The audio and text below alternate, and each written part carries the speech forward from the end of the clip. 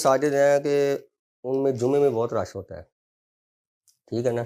तो वो जुमे में स्टॉल लगा सकते हैं, बाहर वो अपना बेटा अगर कोई है उसको बिठा सकते हैं, शगीर को बिठा सकते हैं।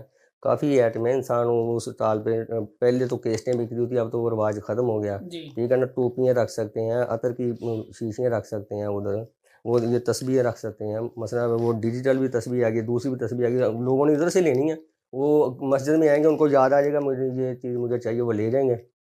कोई किताबें छोटी-सी हैं, कोई वज़ाइफ की किताबें हैं, कोई प्यारे रसूल की प्यारी दुआएँ हैं। ऐसे वो जब वो शुरू कर लेंगे, तो आस्ता उनको उनका ज़हन खुल जाएगा, ठीक है ना। हमने ये शॉप कौन सा इतनी बड़ी एक दिन में बना ली, जी, जी। ठीक है ना। ऐसे ही मसलन भी ज़हन खुलता गया और कई मसाजिद के वो अच्छा हज़रत जी, हमने ना आपकी वीडियो देखी तो वहाँ पे लड़के ने माशाल्लाह लिखा हुआ था कि इमाम साहब तो माशाल्लाह करोड़पति बन गए। तो ज़रा इस बात की वज़ाहत फरमाएँ कि आपके पास माशाल्लाह इतना पैसा है कि वाक़ई आप माशाल्लाह